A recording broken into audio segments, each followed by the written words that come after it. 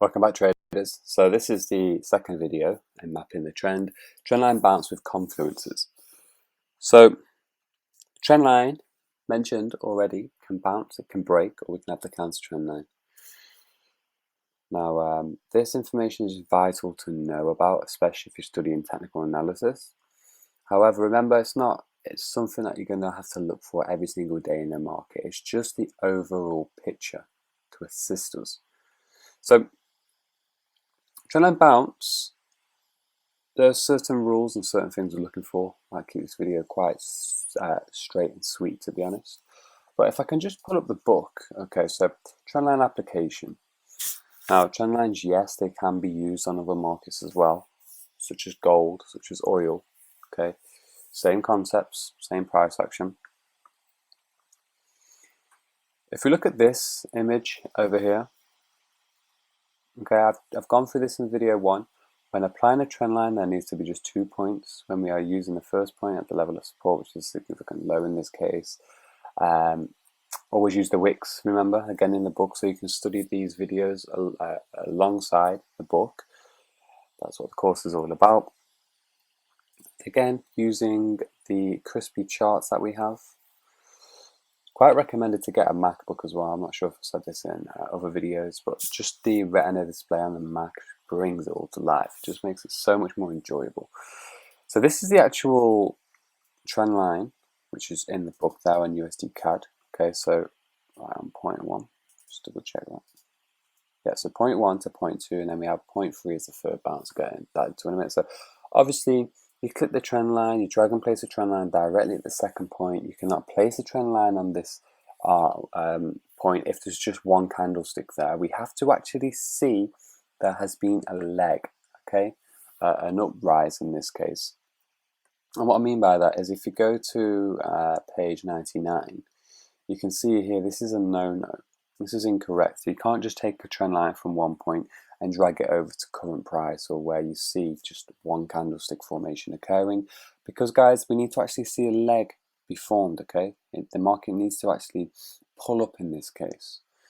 Why? So it confirms it is a rounded bottom, not just one candlestick reversal, because that candlestick reversal, remember, they are not 100%. They're 80%, 75, 80, 85%.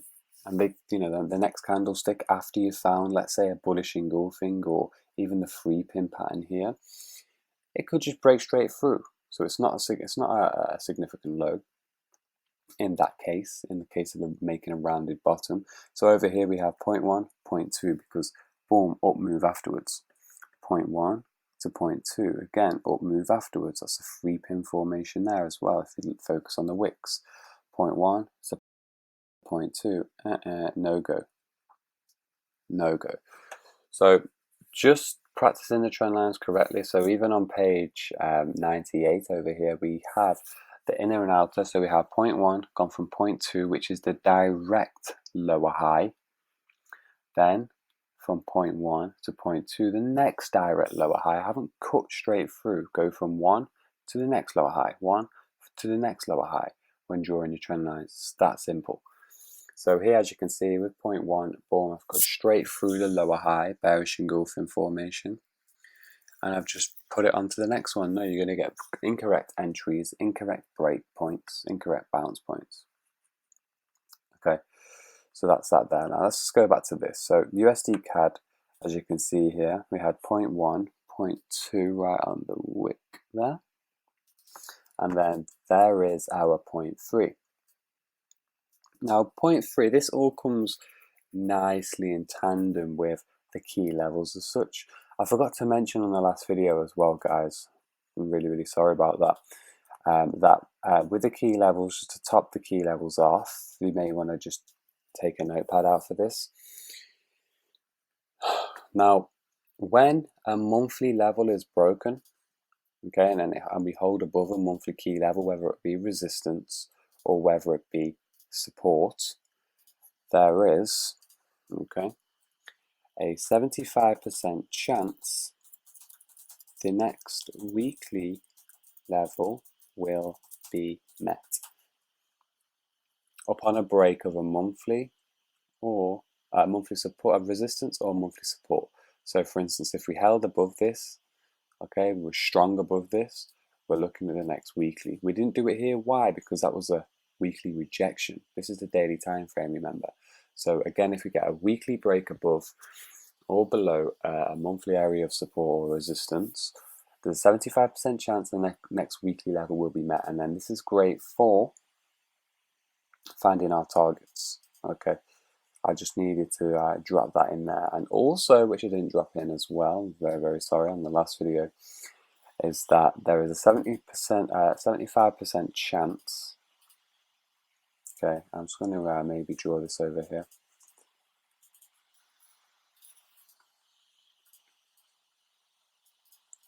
Okay, 75% chance that the market will form a new higher high, okay, after a confirmed higher low, and then vice versa, 75% chance the market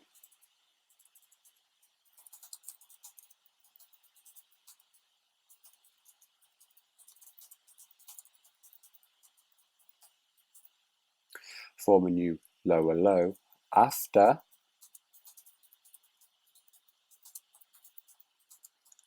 lower high. So if you've got these rules down,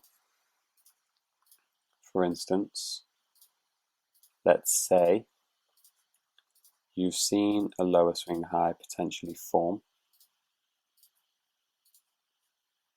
just around here. Let's say it's a 3-pin, or it could be a bullet bearish engulfing, or it could be a shooting star, or it could be an evening star. It could be any kind of reversal formation in alignment with, let's say, a key level of resistance. Okay, the 75% chance that the market will form a new lower low after a confirmed lower high. So if this is a confirmed lower high anywhere around here, again at resistance, and you've confirmed it by knowing your candlesticks, again candlesticks are going to come in very, very handy. We're looking at this level across here, okay, because remember, this is why it's handy to just mark on our last lower highs, lower lows.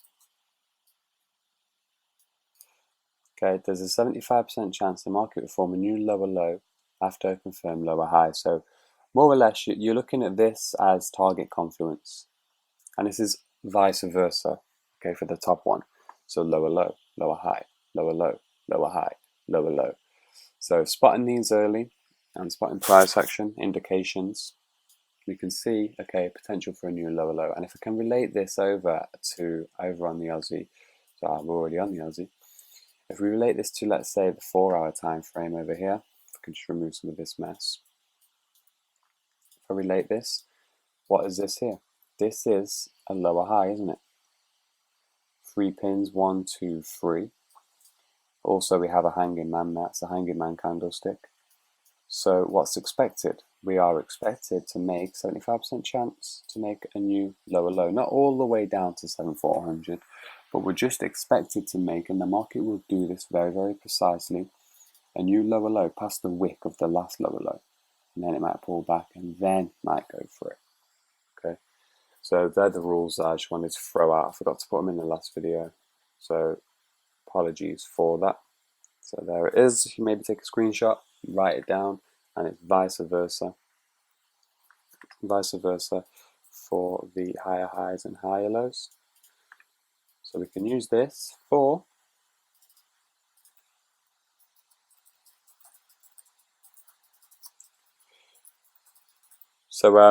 this rule in particular, and just knowing about this and using this in combination with all of your analysis.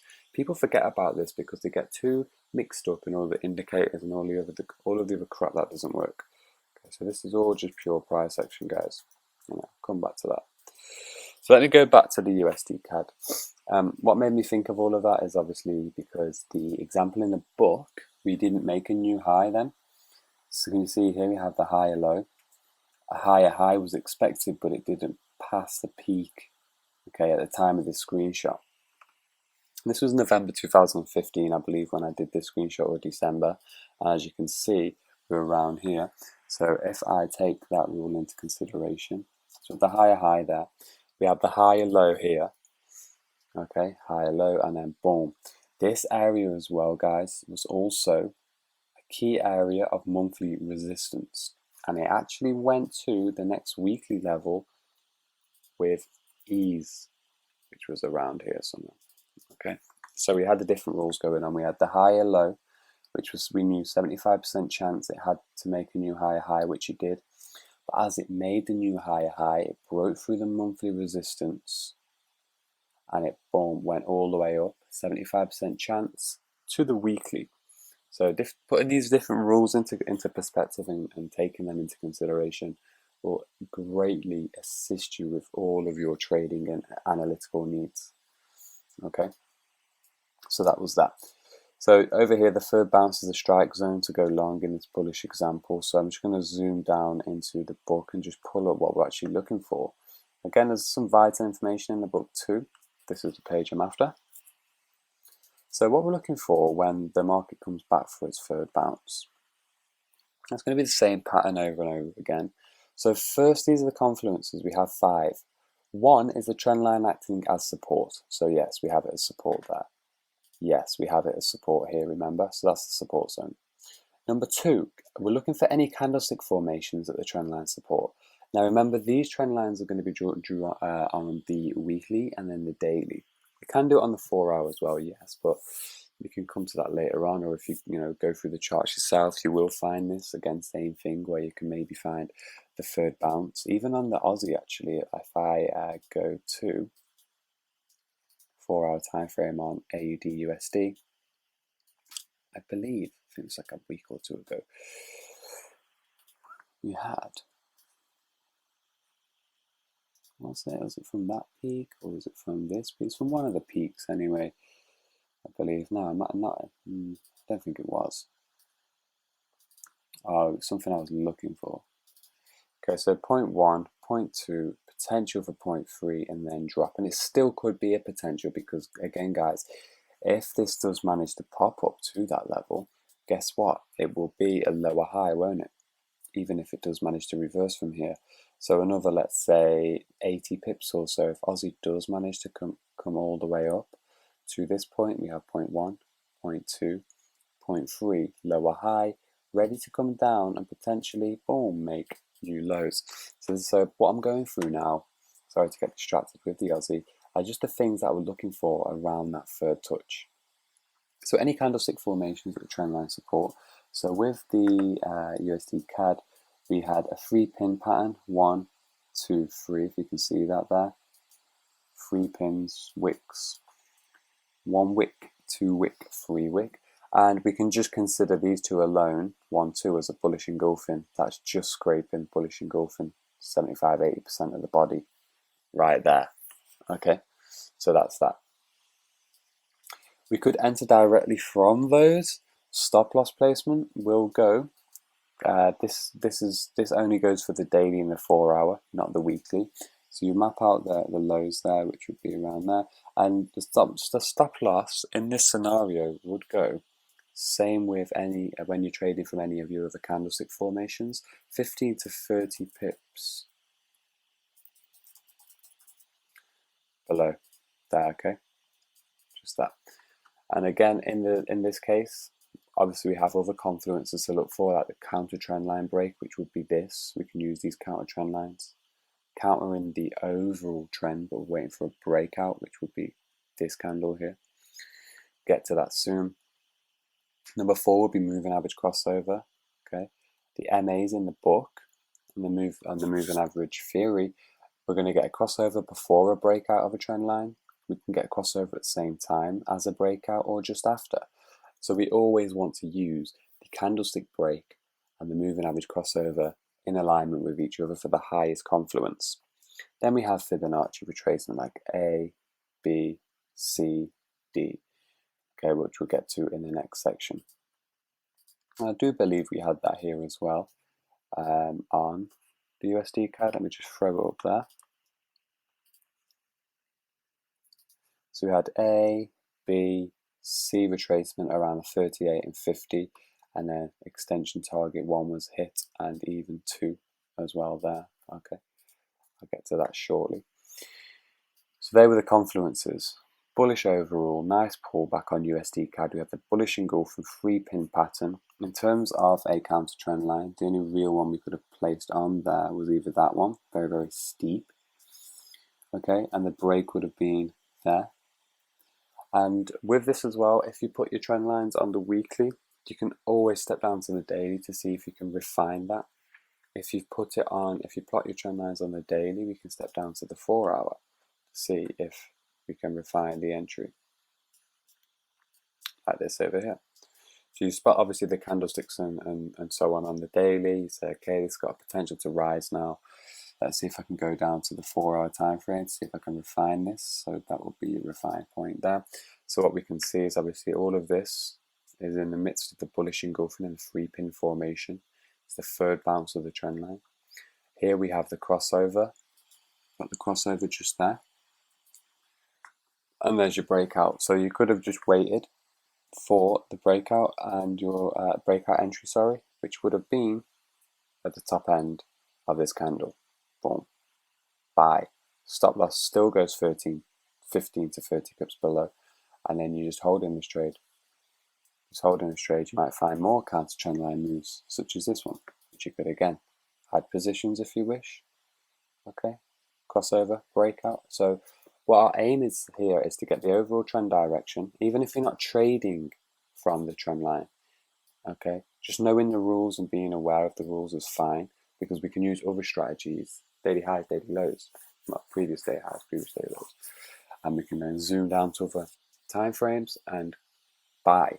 Okay, so this kind of puts us in favor of 80% buy trades overall. So they're the confluences we look for. I do believe on the Euro USD, which I plotted on earlier on. Okay, so here, 1, 2, 3, we had a pin there as well, but what, we didn't make new highs. Why? Because Euro USD, we always have to look at the bigger picture, the monthlies, the weeklies. That's what the key levels help us with. Just to be vigilant of what's above us. So 1.1450 is a key level of monthly resistance on the euro. So for that to make a new high after this pin here would have been quite something. Again, you could maybe use the counter trend line there. You would have got a break, false break, not a very good close.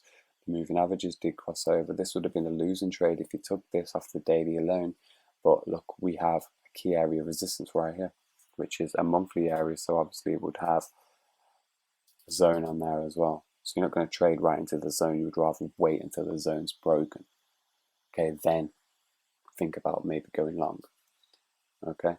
So we have the back end retest of the trend line now. Going to into the modalities of trend line break and the rules behind the trend line break. So we kind of went from bullish to bearish in quite a fast paced manner. So examples, always looking for the third bounce, that's all. The fourth one is going to be more or less 50-50. It's a little bit risky. I wouldn't really bother with that, guys, but that's what to look for.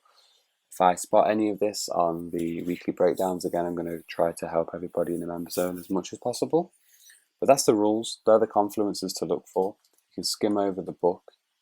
As you can see, there's a couple more examples in the book. That's a similar one. I know that's a 4-hour chart. That's similar to the one I've just marked out on the Aussie. So you get the ascending, so an upward slanting bullish or ascending trend line. That's ascending. Downward slanting bearish is descending. So ascending and descending. So just get used to the terminology as well. So I'm going to go on to the next video, and I hope that helped.